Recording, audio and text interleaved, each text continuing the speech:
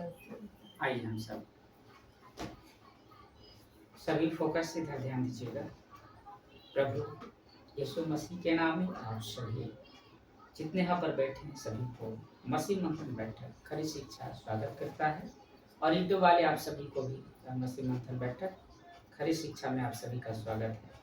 मेरा मसीह इस वक्त आपके बीच में आया हूँ एक संदेश को लेकर जिसको प्रभु ने हमें दी है, और मैं चाहता हूँ कि आप सभी उस वचन को सीखें। तो सभी लोग तैयार हैं? जी। तो एक बार सभी को प्रेज द लॉर्ड, जय मसीह। तो एक बार उस परमेश्वर के लिए, प्रभु यीशु मसीह के लिए, पवित्र आत्मा के लिए, परमेश्वर के लिए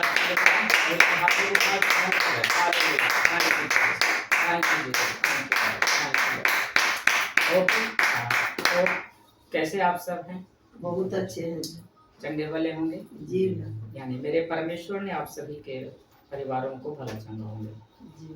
तो चलिए समय को देखते हुए शुरू करते हैं। तो आज का जो विषय है वो है अंतिम दिनों में। आप लोगों ने ठीक सुना होगा, अंतिम दिनों में। ये जो 21वीं सदी चल रही है, अभी प्रेजेंट में 21वीं सदी चल रही है, तो ये अंत के दिन आ चुका है।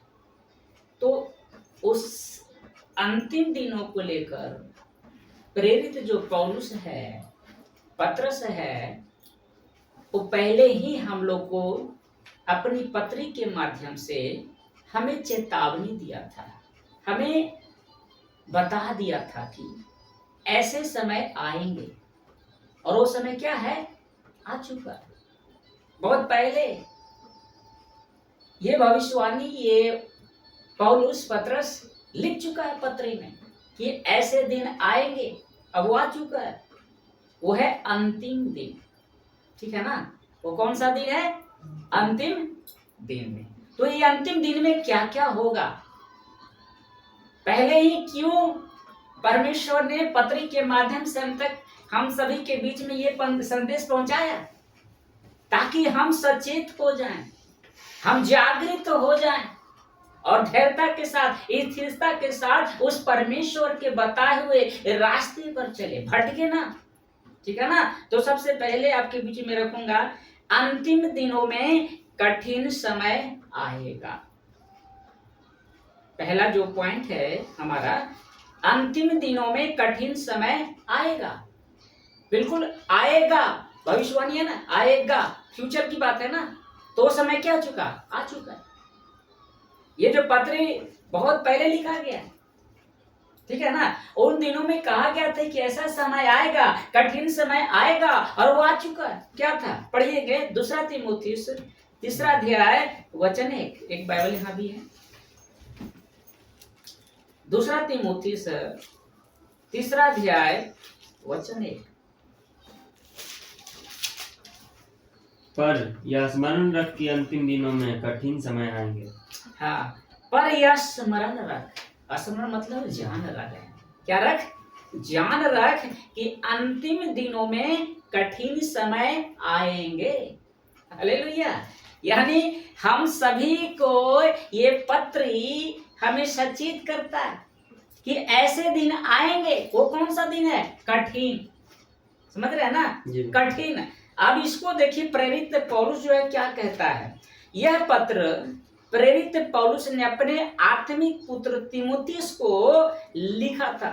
उसका जो पुत्र था आत्मिक पौलुस का, तो तीमुथियुस था, उसको यह संदेश दिया था पत्री के माध्यम से। लिखा है कि इस एक पंक्ति में मसीही जीवन और संसार के अंत के समय को लेकर एक गंभीर चेतावनी छिपी हुई है। लिखा ना, एक मसीह जीवन और संसार के अंत के समय।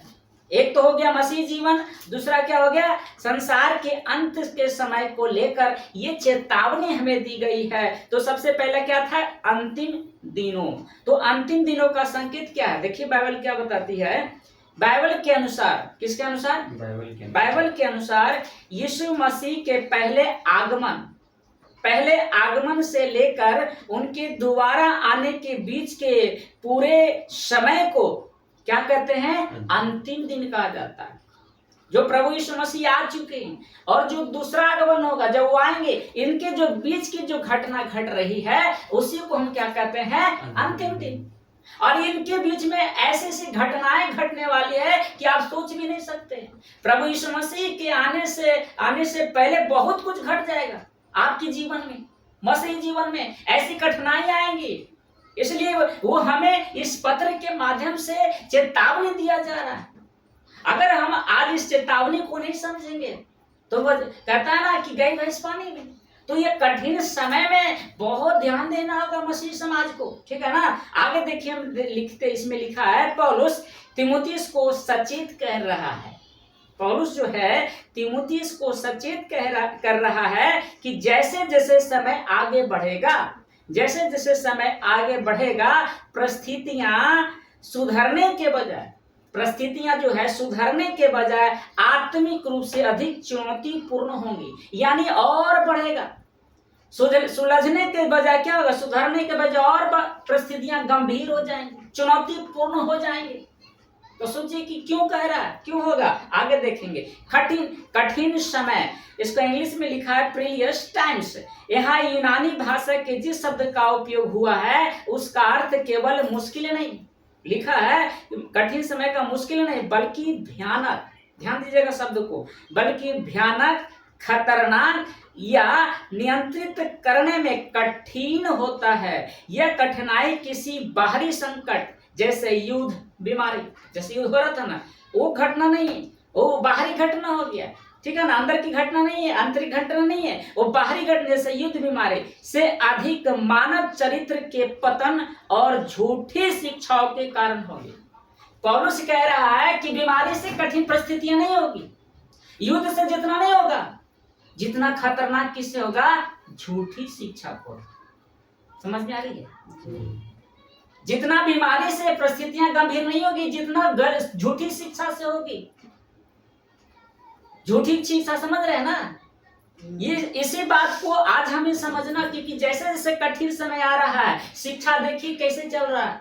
अपनी शिक्षा चला रहा है, कोई ऐसा शिक्षा चला रहा है, कोई गुरु मानता है तो कोई तो किसी को परमेश्वर भी नहीं बोलता।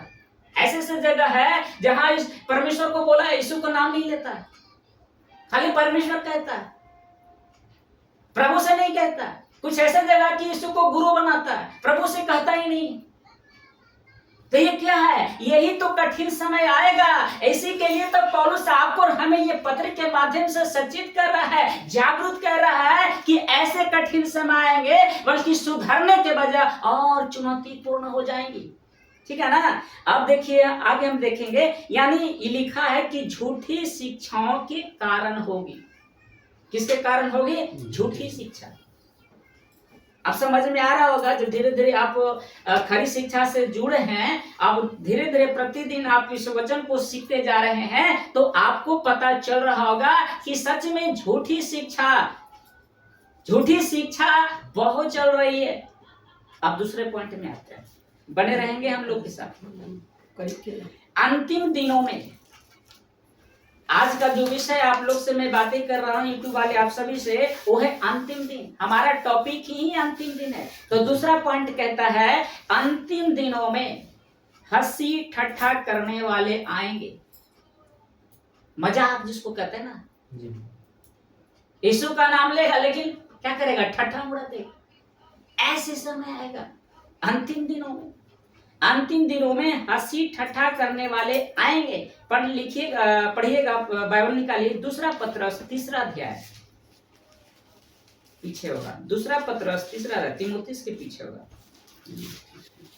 दूसरा पत्रस 3 अध्याय, हाँ दूसरा पत्रस 3 अध्याय वचन 3 पढ़िएगा।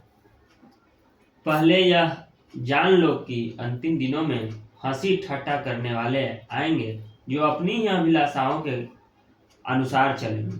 आप समझ में आके ध्यान दीजिएगा। देखिए लिखा है, यह पहले जान लो, यानी स्मरण कर लो कि अंतिम दिनों में हंसी ठट्ठा करने वाले आएंगे।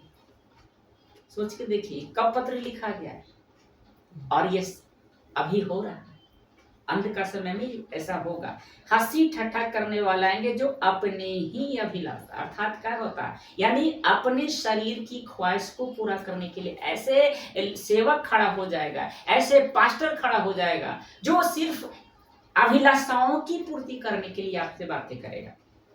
ऐसे ऐसे झूठी शिक्षा आपके बीच में आएगी जो सिर्फ क्या करेगी, अभिलाषाओं के अनुसार चलेगा, सिर्फ अभिलाषा। आगे देखिएगा इसमें क्या है, इसको हम बड़े गहराई के साथ सीखेंगे। चेतावनी, सिर्फ यहाँ पर पत्रस जो प्रेरित पत्रस है वो चेतावनी दे रहा है मसीह समाज को, आज की कलीसिया को ये संदेश दे रहा है। क्या दे रहा है, बने रहें। लिखा है प्रेरित पत्रस विश्वासियों को सचेत कर रहे हैं। अगर आप विश्वासी हैं, एक दिन का, 10 साल का, 25 साल का, जितना दिन का आप है, जितना साल का विश्वासी हैं, तो इस पत्र के माध्यम से पत्रस आपको हमें कह रहा है सचेत हो जाए, सचेत हो जाए कि भविष्य में ऐसे लोग आएंगे जो मसीह का सत्य का मजाक उड़ाएंगे। देखिए साफ लिखा है, मसीही सत्य का मजाक उड़ाएंगे। ऐसे समय में अंतिम दिन यह मसीह के पहले और दूसरे आगमन के बीच के समय को दर्शाता है। अभी प्रभु नहीं आएंगे, प्रभु एक बार पृथ्वी पर हमारे लिए प्राण देकर चले गए, जी उठे, और आने से पहले उनके बीच का जो समय है यही अंतिम दिन हमें दर्शा रहा है, हमें बता रहा है कि इन दिनों में जब तक प्रभु नहीं आते हैं ऐसी ऐसी घटनाएं, ऐसी ऐसी परिस्थितियां इस समय आएंगे। और लिखा है नैतिक गिरावट, हंसी ठट्ठा करने वालों का विरोध बौद्धिक नहीं बल्कि नैतिक होता है, बौद्धिक नहीं बल्कि नैतिक होता है। वे परमेश्वर के नियमों को छोड़कर, देखिए साफ साफ पौलुस पत्रस कह रहा है कि वे परमेश्वर के नियमों को छोड़कर अपनी इच्छाओं और अभिलाषाओं के पीछे भागते। परमेश्वर का जो नियम है उसको नहीं मानेंगे। वो बोलेगा कि हम बाइबल को नहीं मानेंगे, बाइबल में जो लिखी हुई बातें हम नहीं मानेंगे। और लिखा है अपनी इच्छा, मेरी मर्जी, अपनी इच्छा से बताएगा आपको, अपने ही मनगढ़ंत कहानी आपको बताएगा। और लिखा है कि अभिलाषाओं के पीछे भागेंगे। आज के पास्टर देखिए, आज कलीसिया में क्या चल रहा है, आज के जो कलीसिया चला रहा है, पास्टर हो अगुआ हो, वो क्या कर रहा है, प्रभु के नियम को तो लेके चलता ही नहीं है, नहीं लेके चल रहा है, बस अपनी इच्छा पूरी कर रहा है। कि तेरी इच्छा क्या है, आपकी इच्छा पूछे होंगे कि आपकी इच्छा क्या, तो प्रभु देगा। आपसे पूछेगा पास्टर, तो बोलेंगे मेरी चाहत है, हाँ मिल जाएगा। अपनी इच्छा अभिलाषाओं के पीछे भागेंगे। तो मैं आज सभी से पूछूंगा कि हमें ये अपनी इच्छाओं और अभिलाषाओं के पीछे भागना है, किसका नियम पालन करना है, पास्टर का नियम का पालन करना है या फिर परमेश्वर का नियम का पालन करना है। लेकिन आज क्या हो रहा है, आज पास्टर का नियम का पालन होता है, आज अगुआ का पालन होता है। अगुआ ऐसे कहता है कि मैं परमेश्वर हूं, मेरी बातें मानना पड़ेगा। अरे भैया आप परमेश्वर नहीं है, आप परमेश्वर नहीं है, हम परमेश्वर नहीं है, हम परमेश्वर के राजदूत हैं, हम परमेश्वर के सेवक हैं। हम उनकी सेवा करते हैं, उनकी बातों को मानते हैं और लोगों को सिखाते हैं, उनके नियमों का पालन करवाते हैं। कि हम परमेश्वर नहीं हो सकते, है ना। तो ये ऐसी घटना अभी आ चुका है कि नहीं, हर चारों तरफ देखिएगा तो क्या ये है ना, है कि नहीं, बोलिएगा जी, है ना। अब तीसरा में आते हैं पॉइंट में, समय को देखना भी है, 2 बज गया। अंतिम दिनों में मसीह विरोधी आएगा, 1 बजे वाला है। अंतिम दिनों में क्या आएगा, मसीही विरोधी आएगा, एंटी क्राइस्ट को बोलता है, द एंटी क्राइस्ट, यानी उल्टा। यीशु को बोलेगा इसको मत मानो, बिल्कुल विरोध, बिल्कुल उल्टा, ठीक है ना। और ऐसे सेवक भी आएंगे। देखिए आगे मैं रखूंगा, पढ़िए 1 यूहन्ना 2:18। पीछे चलिए, पतरस के पीछे 1 यूहन्ना 2:18। देखिए क्या लिखा है, पढ़िए। हे लड़कों, यह अंतिम समय में है, और जैसा तुमने सुना है कि मसीह का विरोधी आने वाला है उसके अनुसार अब भी बहुत से मसीह विरोधी उठ खड़े हुए हैं। इससे हम जानते हैं कि यह अंतिम समय है। बस अपना अच्छा पढ़ा ब्रदर। देखिए लिखा है, हे लड़कों, यह क्या है? अंतिम समय। अभी कौन सा है? अंतिम समय। और जैसा तुमने सुना है कि मसीह का विरोधी आने वाला है, उसके अनुसार अब भी बहुत से मसीह के विरोधी उठे हैं। इससे हम जानते हैं यह अंतिम समय है। अब इसको हम बारीकी से सीखेंगे, समझेंगे, क्योंकि हम बहुत गहराई से आप लोग के बीच में आ रहा हूं। यह वचन मसीही जीवन कलीसिया की सुरक्षा के लिए 3 बेहद महत्वपूर्ण बातें सिखाती है। यह वचन पहला यूहन्ना 2:18 3 बातें। तो सबसे पहली बात इसमें क्या है? अंतिम समय, है ना। अंतिम समय को इंग्लिश में कहता है द लास्ट आवर। यूहन्ना यहाँ अंतिम समय या अंतिम घड़ी का उल्लेख करते हैं।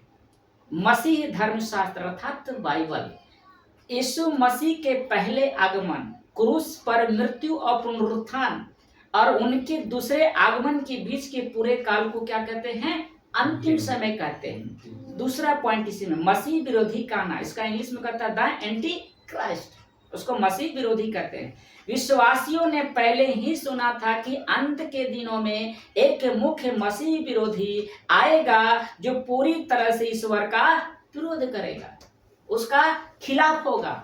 वो कौन है? The anti Christ. वो अभी आया नहीं है, ठीक है ना, लेकिन वैसे लोग को चुन लिया। द एंटी क्राइस्ट आएगा तो आप भी भरमा दिया जाएगा। आपको लगा कि यही यीशु है, ये है, अभी वो नहीं आया, आगे देखेंगे।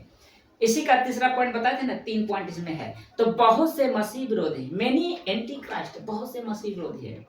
यूहन्ना स्पष्ट करते हैं कि उस अंतिम बड़े मसीह विरोधी के आने से पहले ही द एंटी क्राइस्ट नहीं है। एंटी क्राइस्ट आ चुका है, द एंटी क्राइस्ट नहीं आया, ठीक है ना। तो ये जो यूहन्ना है पहले कहता है कि अंतिम बड़े समय विरोधी आने से पहले ही संसार में कई छोटे मसीही विरोधी अर्थात झूठे शिक्षक, क्या हो गया? झूठे शिक्षक और बहकाने वाले आ चुके हैं, आ चुका है, जो आपको बहका देगा, आपको खरी शिक्षा से, सही शिक्षा से भटका देगा। ऐसे क्राइस्ट आ चुका है, ऐसे मसीह विरोध आ चुका है। आप सोच के देखिए आप लोग, ये कब की घटना है? उन समय पत्रस लिख रहा, अभी क्यों लिखा? क्योंकि परमेश्वर ने पहले उसको बता दिया था, आत्मा उसे बता रहा था कि झूठे शिक्षक आएंगे, मसीह विरोधी जो प्रभु यीशु का खिलाफ करेगा। आज मसीह में देखिए क्या हो रहा है, यीशु के खिलाफ है ना, खुद यीशु के खिलाफ है। बहुत सारे पास्टर, बहुत सारे अगुवे, लीडर क्या है? प्रभु के खिलाफ है। तो कौन है? क्राइस्ट है ना, एंटी क्राइस्ट है ना। द एंटी क्राइस्ट नहीं, एंटी क्राइस्ट है। देखिए साफ साफ लिख दिया है कि संसार में कई छोटे मसीह विरोधी, छोटा बड़ा मसीह विरोधी अर्थात झूठे शिक्षक और बहकाने वाले, जो आपको बहकाएगा, आ चुके हैं।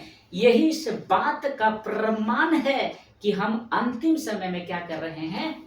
जी रहे हैं। समझ में आ रही है? इसका मतलब है कि 21वीं सदी जो है ये अंतिम समय है। तो हर मसीह समाज को आपको विश्वास से भटकना नहीं है, क्योंकि ऐसे लीडर, ऐसे पास्टर आएंगे आपके बीच में और कहेगा कि मसीह को मत मानो, मेरी बात मानो, खरी शिक्षा मत मानो। तो कौन है? एंटी क्राइस्ट, बहकाने वाले, झूठे शिक्षक।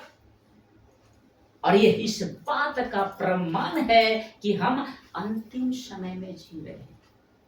तो जब आपको मालूम हो चुका है, बाइबल साफ साफ कह दी है कि ये अंतिम समय है, तो हमें ऐसे लीडर से, ऐसे पास्टरों से, ऐसे अगुओं से बचना है कि नहीं बचना?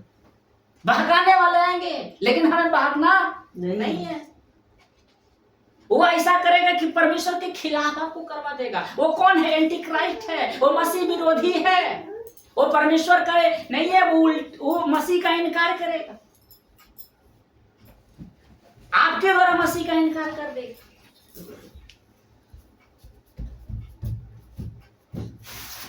तो हमें बहकना नहीं है। अब मसीह विरोधी कौन है? पहला यूहन्ना के अनुसार मसीह विरोधी कौन है? इस अध्याय के अगले पद यानी यूहन्ना पहला यूहन्ना 2:22 पढ़िए तो पहला यूहन्ना 2:22 झूठा कौन है? केवल वह जो यीशु के मसीह होने से इनकार करता है, और मसीह का विरोधी वही है जो पिता का और पुत्र का इनकार करता है। अब देखिए मसीह विरोधी कौन है? ओके क्या है? ध्यान से सुनिएगा। इस अध्याय के अगले पेज यानी पहला यूहन्ना 2:22 में यूहन्ना खुद साफ करते हैं कि मसीह विरोधी का स्वभाव क्या है। जो एंटी क्राइस्ट है उसका स्वभाव क्या होगा? तो सबसे पहले क्या है? यीशु का इनकार करना। क्या करना? यीशु का इनकार करना। अर्थात लिखा है कि जो कोई इस बात से इनकार करता है कि यीशु मसीह परमेश्वर के पुत्र हैं, वही मसीह विरोधी है। वो कौन है? मसीह विरोधी। पिता और पुत्र को ना मानना। देखिए बहुत जगह चर्च में है ना, पिता पुत्र पवित्र आत्मा को नहीं मानता है। कोई यीशु को मानता है तो कोई पिता को मानता है, कोई पवित्र आत्मा को मानता है। ये गड़बड़ियां चल रही, नहीं मानेगा। ये कौन है? एंटी क्राइस्ट, मसीह विरोधी। जो पिता लिखा है पिता और पुत्र को ना मानना। जो मसीह को नकारता है वह असल में पिता परमेश्वर को ही नकारता है। कलीसिया को गुमराह करना, ये सब कलीसिया को गुमराह करने में एंटी क्राइस्ट का हाथ है। झूठे अगुआ का, झूठे शिक्षक का सबसे बड़ा हाथ है। देखिए साफ लिखा है कि कलीसिया का गुमराह करना है। ये ऐसे लोग या शिक्षाएं हैं जो मसीहियों को उनके सच्चे मार्ग से भटकने की कोशिश करती है। यानी ऐसे जो लोग हैं आपको सच्चे मार्ग से क्या करेगा? भटका देगा, आपको भटका देगा उस रास्ता से। तो क्या करना? आपको वचन पढ़ना होगा, बाइबल का ज्ञान आपको होना पड़ेगा। अगर आपके पास ज्ञान नहीं है तो आपको भरमा देगा, लेकिन उसको नहीं भरमा पाएगा जो वचन को पढ़ता है। उसको कभी नहीं भरमा पाएगा। मुझे भरमा सकता है, कभी नहीं लूसीफर भरमा सकता है, क्योंकि वो जानता है ये नहीं भरमा सकता। उसी को भरमाएगा जिसके पास ज्ञान है नहीं। तो बाइबल का ज्ञान बहुत जरूरी है, ठीक है ना। और यही हम सब मसीह मंथन बैठक काम कर रही है। तो ये सारे गुमराह कौन करेगा? मसीही विरोधी, जो खुद तो इनकार किया है और आप लोग को भी इनकार कर देगा। तो इन लोगों से हमें क्या करना है? बचना है। अब आते हैं चौथा पॉइंट में। अंतिम दिनों में पुनरुत्थान होगा। पुनरुत्थान मतलब जी उठना। चलिए यूहन्ना 11:25 पढ़िएगा जी। अब बहुत हम लोग गहराई में चल रहे हैं। अंतिम दिनों में पुनरुत्थान होगा। यूहन्ना रचित सुसमाचार 11:25। यीशु ने उससे कहा, पुनरुत्थान और जीवन मैं ही हूँ। जो कोई मुझ पर विश्वास करता है वह यदि मर भी जाए तो भी जिएगा। इसका मतलब क्या कह रहा है कि पुनरुत्थान और जीवन कौन है? मैं, यानी प्रभु यीशु ही। क्या बात है, समझ रहे हैं? यीशु स्वयं अपने आप को कह रहे हैं कि पुनरुत्थान और जीवन कौन है? मैं। देखिए इसको कॉन्टेक्स्ट में पढ़िएगा। यह बात प्रभु यीशु मसीह ने तब कही थी। आपको याद होगा लाजर, है ना? यह बात प्रभु यीशु मसीह ने तब कही थी जब उनके प्रिय मित्र लाजर की मृत्यु हो चुकी थी, मर गया था ना, और उसे कब्र में रखे 4 दिन बीत चुके थे। कितने दिन? 4 दिन। लाजर की बहन मार्था बहुत दुखी थी। 2 बहन थी ना, मार्था और मरियम, ठीक है ना। तो मार्था बहुत दुखी थी। जब यीशु उससे मिलने पहुंचे तब मार्था से बातचीत के दौरान यीशु ने स्वयं को पुनरुत्थान और जीवन घोषित किया। मार्था कही कि प्रभु अगर तू यहाँ होता तो मेरा भाई नहीं मरता। तो यीशु मसीह ने कहा कि वो फिर जी उठेगा। तो मार्था कहती कि हाँ प्रभु पुनरुत्थान के दिन जी उठेगा। जब पुनरुत्थान होगा ना तो जी उठेगा। तो साफ साफ प्रभु यीशु मसीह कहे कि जिस पुनरुत्थान की तुम बात कर रही हो, पुनरुत्थान और जीवन कौन हो? मैं ही हूँ। यीशु ही पुनरुत्थान और जीवन है। ये हमें विश्वास करना है कि यीशु ही पुनरुत्थान और जीवन है। हमें पुनरुत्थान के बारे में सोचना कि यीशु हमारे पास है। इस बात को वहां पर वो कह रहे थे। लेकिन आगे देखिए लिखा है, इसके तुरंत बाद यीशु ने लाजर को कब्र से जिंदा पुकार कर इस वचन को सच साबित कर दिया। सच का भी ना, अगर पुनरुत्थान और जीवन प्रभु नहीं होता तो लाजर जी उठा? किसी में है, किसी ने कहा, कोई ऐसा ईश्वर है जो किसी ने कहा कि मैं पुनरुत्थान और जीवन हूं और मुर्दों को जिलाया होगा? कोई ऐसा ईश्वर के नाम बता दीजिए, है कोई? तो प्रभु यीशु तब ने कहा कि पुनरुत्थान और जीवन। हमें मरने से डरना नहीं है, घबराना नहीं है। जब हमारे साथ प्रभु है ना, हमें कोई डर नहीं है, मौत का भी डर नहीं है हमें। आज इंसान मौत से डरता है, लेकिन हम नहीं डरते क्योंकि प्रभु पुनरुत्थान और जीवन खुद है ना। तो मरे हुए को 4 दिन से जब वो जिंदा कर सकता है लाजर को, तो क्या हमें आपको नहीं जिंदा कर सकता है ना? अगर वो प्रभु यीशु मसीह उस वक्त कहते हैं ना कि जितने भी कब्र में है जी उठ, तो जितने भी कब्र में मर गया था सब जीवित हो जाता है। इसलिए प्रभु ने कहा लाजर का सिर्फ नाम लिया। अगर लाजर का नाम न लेकर जितने भी कब्र है, तो जितने भी दादा परदादा उस समय का था ना, सब कब्र से जी उठता है। और एक दिन प्रभु यीशु मसीह आवाज लगाएंगे और हमारे दादा परदादा सब जी उठेंगे। हालेलुया। वो है पुनरुत्थान का दिन, वो हमारा प्रभु यीशु। अब आगे इसका देखेंगे, यीशु ही जीवन का स्रोत। यीशु केवल पुनरुत्थान की बातें नहीं करते, बल्कि वे खुद ही जीवन और पुनरुत्थान है। यीशु खुद ही वो पुनरुत्थान और जीवन है। हम उस सेवक की सेवा कर रहे हैं, उस परमेश्वर की सेवा कर रहे हैं जो पुनरुत्थान और जीवन है, जो मरे हुए को जिंदा में सामर्थ्य रखता है जिलाने में। अब यहाँ पर 2 मृत्यु पर एक बार देख लेते हैं। आत्मिक और अनंत जीवन की गारंटी। कोई गारंटी देगा? यीशु गारंटी देता है। देखिएगा, जो कोई यीशु पर सच्चा विश्वास रखता है, उसकी शारीरिक मृत्यु भले ही हो जाए, शरीर से भले मर जाए, लेकिन उसकी आत्मा को हमेशा जीवन यानी अनंत जीवन मिलता है। ये शरीर मरेगा लेकिन वो आत्मा में नहीं मरेगा, ठीक है ना। तो मृत्यु पर विजय, यह वचन मसीह विरोधियों को सिखाता है कि मृत्यु अंतिम सत्य नहीं है। आज के जो लोग हैं सोचता है कि मर गए काम खत्म हो गया। हम लोग ये नहीं जानते हैं इस पृथ्वी पर प्राण चला गया सब खत्म हो गया, लेकिन ये सत्य नहीं है, ये सत्य नहीं है। संसार नहीं जानता कि सत्य क्या है, ठीक है ना। तो लिखा है कि अंतिम मृत्यु सत्य नहीं है, बल्कि यीशु में विश्वास रखने वालों के लिए यह एक नए और अमर जीवन की शुरुआत है। ये सत्य नहीं है, ये सत्य नहीं है। अब यहाँ पर आते पुनरुत्थान 2 है, 2 पुनरुत्थान होगा। तो पुनरुत्थान कितने होंगे? 2 होंगे। पहला पुनरुत्थान धर्मी मसीह विश्वासियों का, जो धर्मी, जो इसने प्रभु पर विश्वास किया, उनकी वचनों के अनुसार चला, उसका पुनरुत्थान होगा। पढ़िए यूहन्ना 5:8, यूहन्ना 5:8, फिर हम चलेंगे वहां। यीशु ने उससे कहा, उठ, अपनी खाट उठा और चल फिर। 5:28 पढ़े ना? 5:28 भैया? हाँ, अच्छा, बोला 5:8 नहीं 28। इससे अचंभा मत करो, क्योंकि वह समय आता है कि जितने कब्रों में हैं वे उसका शब्द सुनकर निकल आएंगे। यूहन्ना 5:28। अब इसको ध्यान से समझिएगा। यूहन्ना 5:28 वचन के माध्यम से यीशु मसीह अपने सुनने वालों को परमेश्वर द्वारा दिए गए अपने महान अधिकार के बारे में सिखा रहे हैं।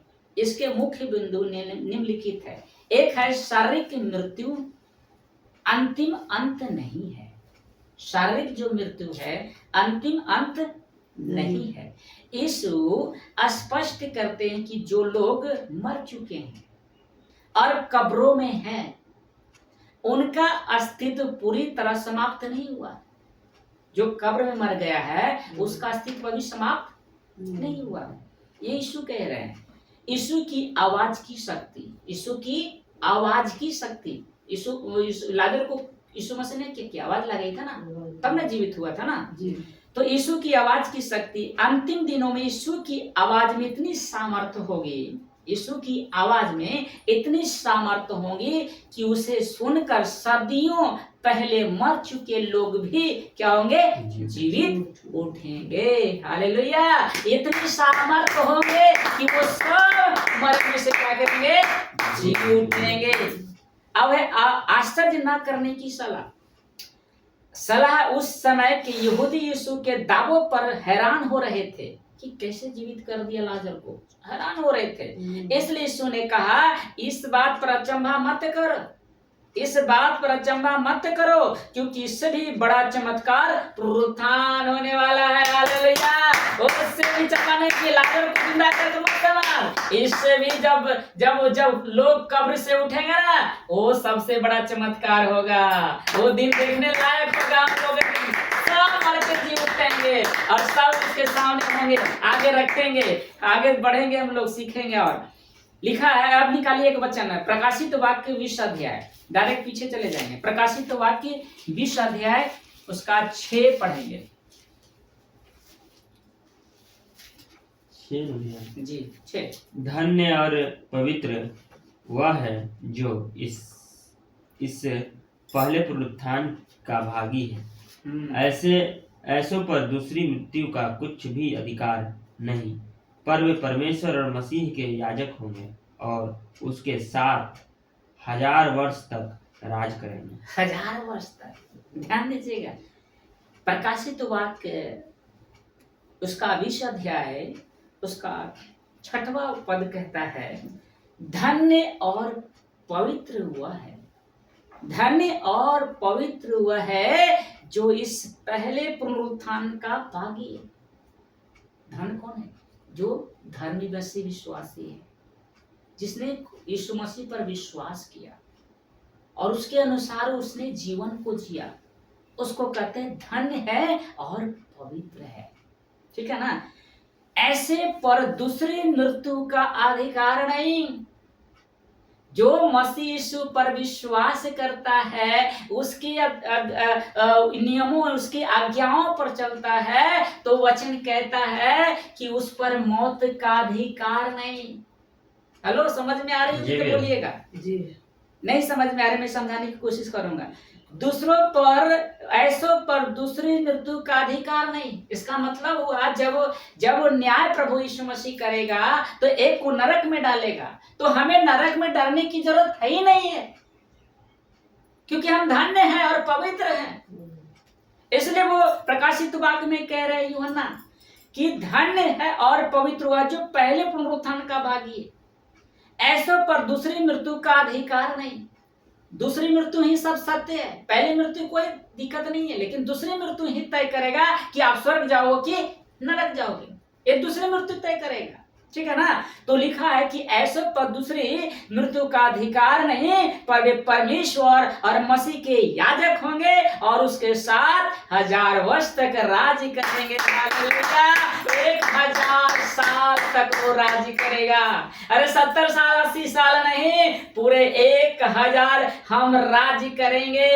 इसलिए भजन कहता है ना, विश्वास हम करते हैं एक ऐसे है राज की बात। वही राज है, विश्वास हम करते हैं एक ऐसे राज की बात। जीवन भर राज करेंगे हम प्रभु यीशु मसीह के साथ। जीवन भर राज करेंगे प्रभु यीशु मसीह के साथ।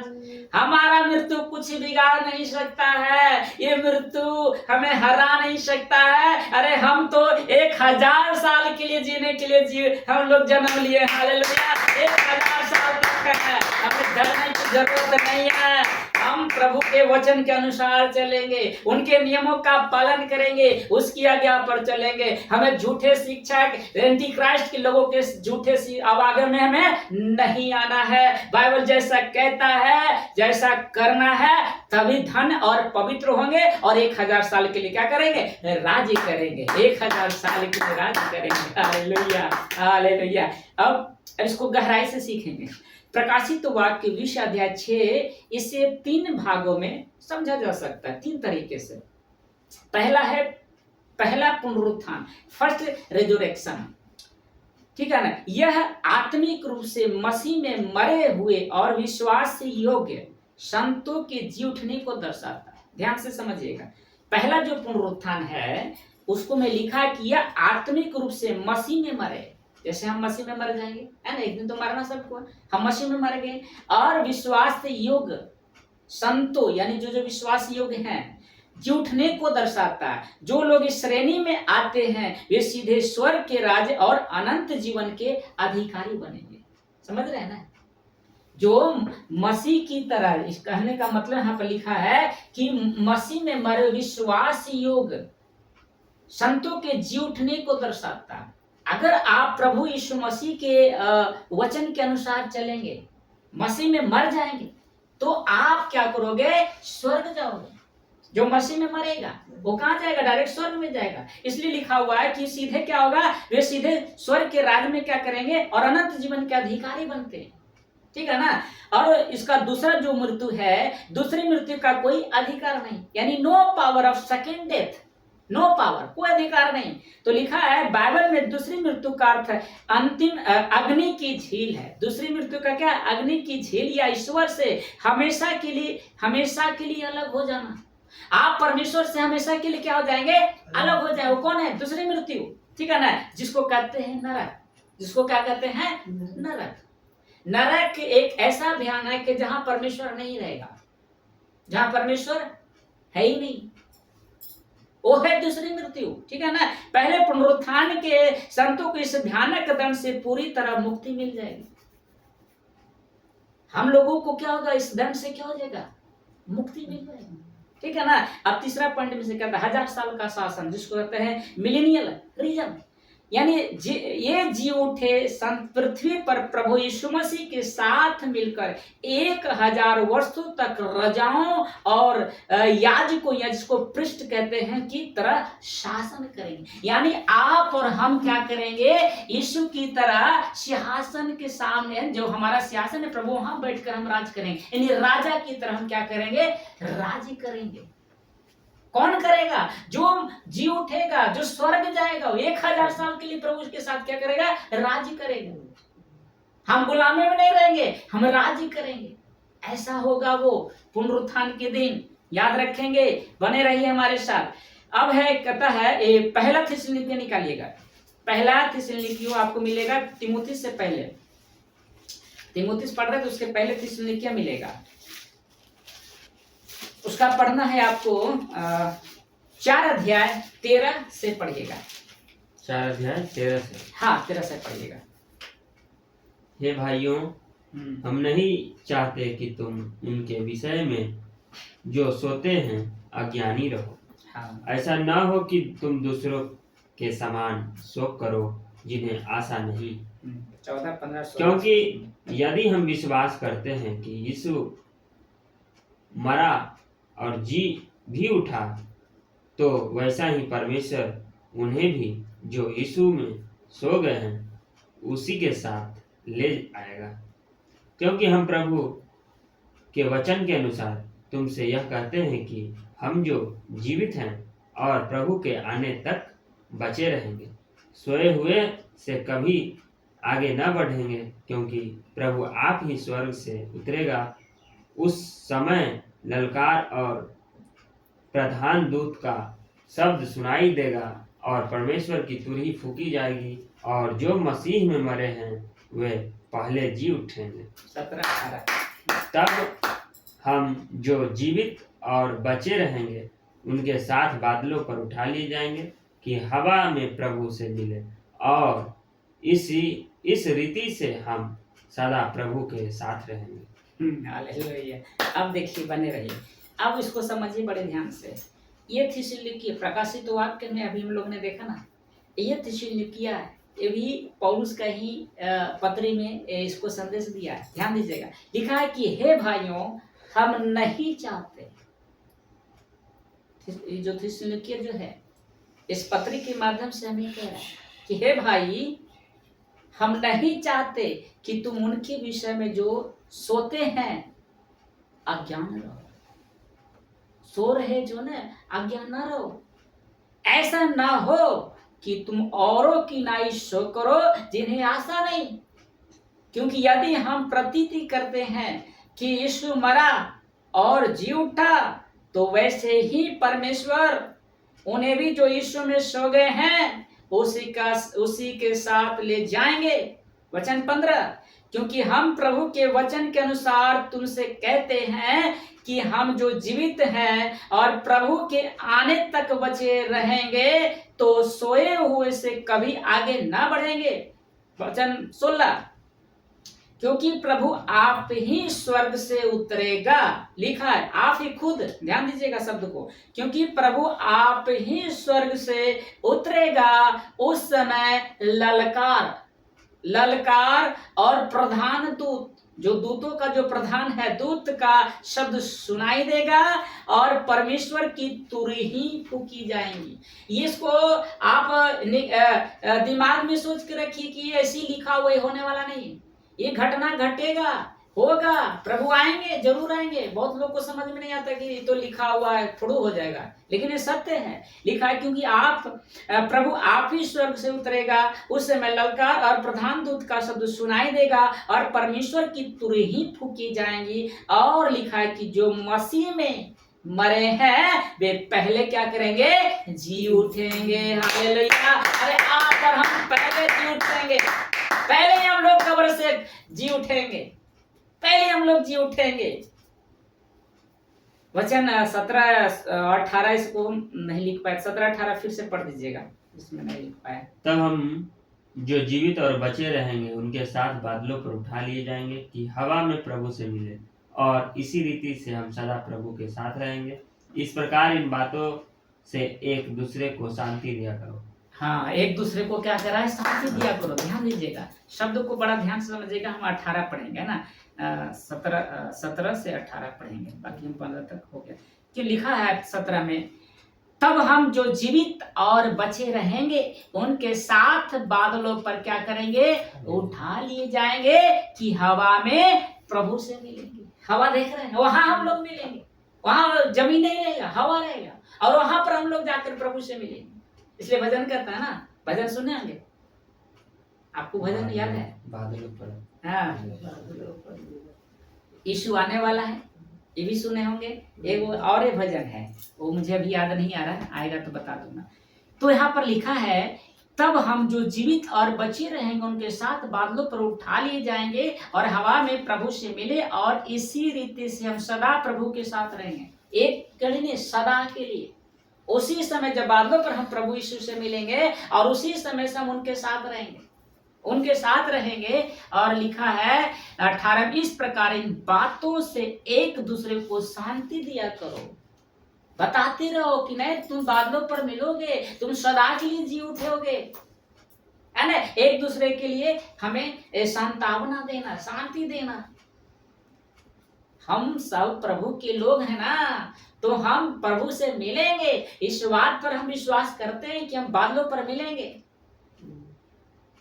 कहता ना, उसका कोई भी वादा ना होगा अधूरा, हर एक वादा उसका होता है पूरा। उसका कोई भी वादा ना होगा अधूरा, हर एक वादा उसका होता है पूरा। उसका कोई भी वादा, उसके आने का वादा भी होगा पूरा। देखेगा सारा जहां, उसके आने का वादा होगा पूरा। देखेगा सारा जहां, हम मिलेंगे बादलों पर, हम मिलेंगे बादलों पर, देखेगा सारा जहां, देखेगा सारा जहां, दुनिया देखेगा। अरे जो हमारे दादा परदादा जो मर चुका है वो भी आपको और हमें देखेगा, निहारेगा। जब हम बादलों पर उठा लिए जाएंगे, जब हम प्रभु से हवा में मिलेंगे ना, सारी दुनिया सारे लोग छाती पीटेगा उस वक्त, आपको देखकर हमें देखकर। इसलिए ऐसे लोगों के बातों मत आइए, मतलब नहीं तो अनंत काल का जीवन बर्बाद हो जाएगा। इस सारी पृथ्वी की ख्वाहिश पूरा करने के लिए मत करो, वरना अनंत काल का नरक जाना पड़ जाएगा।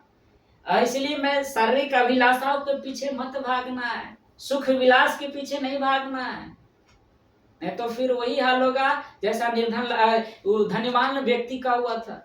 नरक में पड़े पड़े क्या कह रहा था, एक बूंद के लिए पानी तरस रहा था। इसलिए अभी वक्त है हमारे पास, हमें बचना है, ठीक है ना। अब इसको कॉन्टेक्स्ट में पढ़ेंगे, संदर्भ में सीखेंगे। पहला तिमोथी के 4:13-18 में यह विश्वासियों को मसीह में सोने वाले मृत्यु के विषय में संतावना देता है। ये वचन किसके लिए, जो मसीह में मर चुका, सो चुका है। आशा के साथ सो, मसीह में विश्वासियों की मृत्यु अंत नहीं है, इसलिए अविश्वासियों की तरह निराशा में शोक न करें। हमें शोक नहीं करना है। अरे वो लोग कि मर जाएगा तो कहाँ जाएंगे, नहीं जाएंगे। अरे हमें तो पूर्ण विश्वास है, हमें तो पूरा भरोसा है परमेश्वर पर कि हम जाएंगे और प्रभु से मिलेंगे भी, हम मरेंगे नहीं है, हम तो अनंत काल तक जीवित रहेंगे, है ना। हम डरेंगे क्यों मरने से, साफ सब कह रहा है बाइबल, ठीक है ना। तो लिखा है आशा के साथ, मसीह में विश्वासियों की मृत्यु अंत नहीं है, ठीक है। जो विश्वासी है अंत नहीं है, इसलिए अविश्वासियों की तरह निराशा में शोक न करें। जैसे अविश्वासी सोचता है कि अब बीमारी हो गया, मर जाएंगे तो क्या होगा, शोक करता है। हमें शोक करने हैं, हम तो मृत्यु से डरते नहीं है, अब तो बीमारी से हम डर में नहीं करते हैं। जाएंगे तो एक बार प्रभु के साथ मिलेंगे, हमको डर नहीं है, ठीक है ना। अब पुनरुत्थान और उठा लिया जाना, जिसको होता है रैप्चर, ठीक है ना। यीशु के आगमन पर पहले मसीह में मरे हुए लोग जी उठेंगे। जो मसीह में मरा सबसे पहले वो जागेगा, ठीक है ना। जो मसीह में नहीं था उसका बाद पुनरुत्थान होगा, रखूंगा उसकी अविश्वासी को, उसका भी पुनरुत्थान होगा। इसलिए मैंने कहा था कि दो पुनरुत्थान होगा, एक पुनरुत्थान जो मसीह में सो चुका है, और जो मसीह में नहीं था वो सो चुका, उसका पुनरुत्थान होगा, उसके बारे में भी हम लोग जानेंगे। तो लिखा है पुनरुत्थान और उठा लिए जाना, जिसको रैप्चर कहते हैं। यीशु के आगमन पर पहले यीशु मसीह मरे लोगों को जी उठेंगे, तत्पश्चात जीवित विश्वासी उनके साथ बादलों में प्रभु से मिलने के लिए उठाए जाएंगे।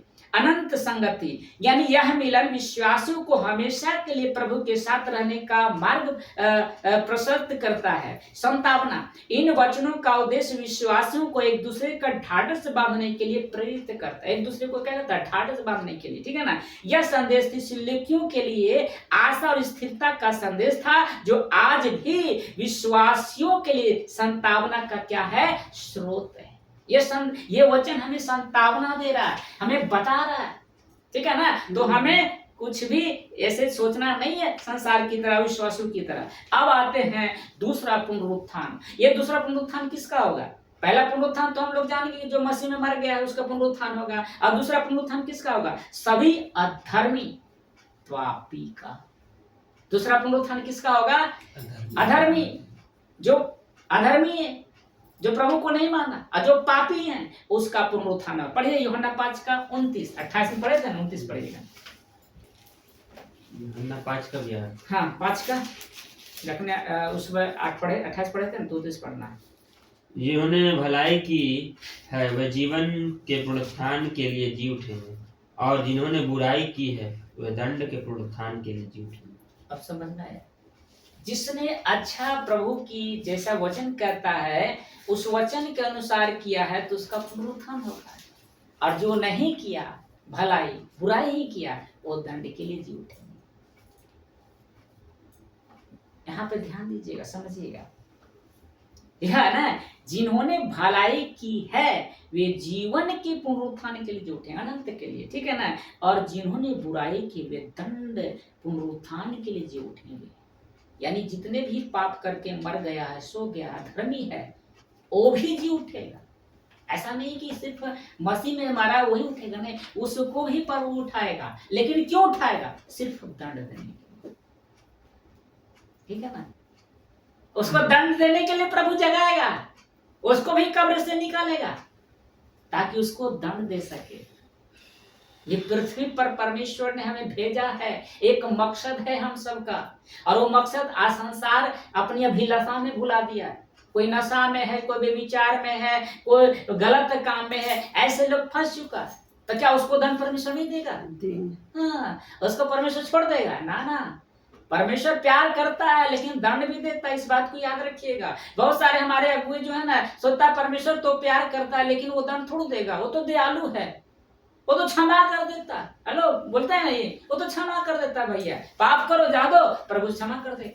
ना ना, क्षमा नहीं करेगा वो उस दिन जब मरे में से जी उठेंगे ना, उस समय आपका एक एक बातों का लेखा लेगा परमेश्वर। मैं रखूंगा आगे तो आपको पता चलेगा, ठीक है ना।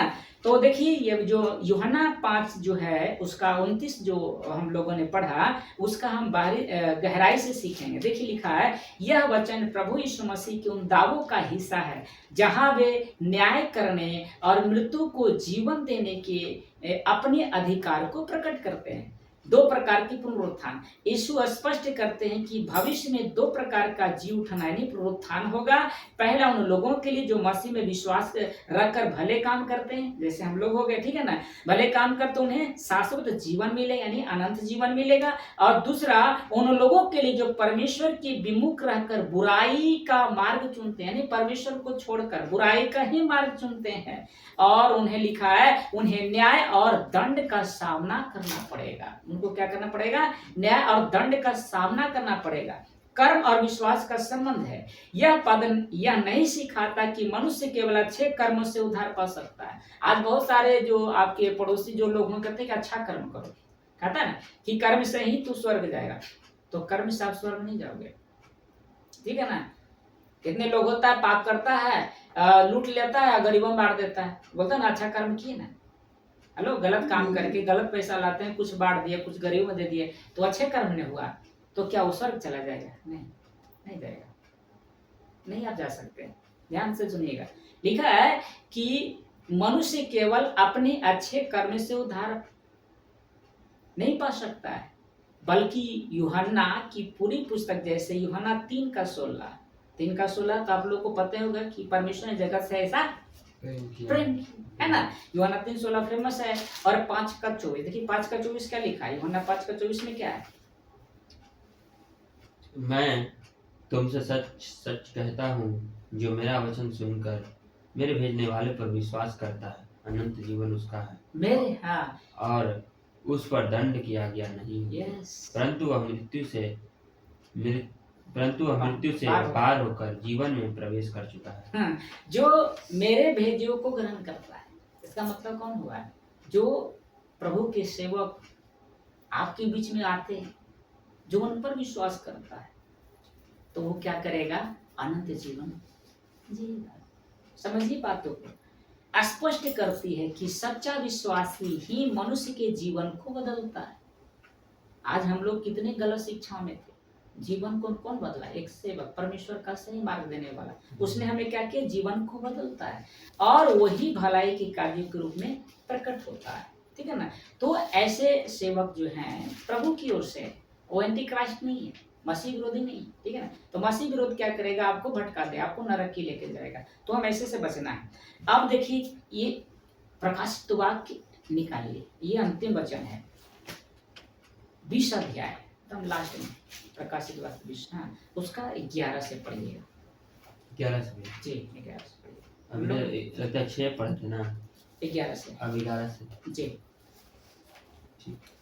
फिर मैंने एक बड़ा श्वेत सिंहासन और उसको जो उस पर बैठा हुआ है देखा। उसके सामने से पृथ्वी और आकाश भाग गए और उनके लिए जगह न मिली। फिर मैंने छोटे बड़े सब मरे हुए को सिंहासन के सामने खड़े हुए देखा, और पुस्तकें खोली गई, और फिर एक और पुस्तकें खोली गई, अर्थात जीवन की पुस्तक, और जैसा उन पुस्तकों में लिखा हुआ था वैसे ही उनके कामों के अनुसार मरे हुए का न्याय किया गया। समुद्र ने उन मरे हुए को जो उसमें थे दे दिया, और मृत्यु और अधोलोक ने मरे हुए उनमें उन मरे हुए को जो उनमें थे दिया, और उनमें से हर एक को एक के कामों के अनुसार उनका न्याय किया गया।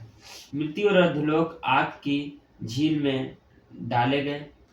यह आग की झील दूसरी मृत्यु है, और जिस किसी का नाम जीवन की पुस्तक में लिखा हुआ न मिला, वह आग की झील में डाला गया। आग की झील में डाला गया। डाला गया। समझ में आ रही है? ध्यान दीजिएगा। देखिए यहाँ पर प्रकाशित वाक्य की जो लेखक है, इस पुस्तक को जो लिखा है, यूहन्ना था, प्रभु का चेला, यीशु का चेला यूहन्ना। उनको दर्शन दिया।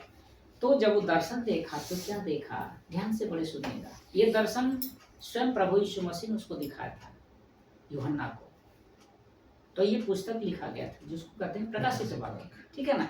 तो फिर मैंने एक बड़ा श्वेत सिंहासन, ये कौन कह रहा है, यूहन्ना, कि मैंने क्या देखा, एक बड़ा श्वेत सिंहासन जो उस पर बैठा हुआ है। वो देखा यूहन्ना कि कोई सिंहासन है, उस पर कोई बैठा हुआ है। उस सिंहासन पर कौन है, कोई बैठा हुआ है, जिसके सामने से पृथ्वी और आकाश भाग गए। पृथ्वी है ही नहीं था, आकाश भी नहीं था, कुछ नहीं था।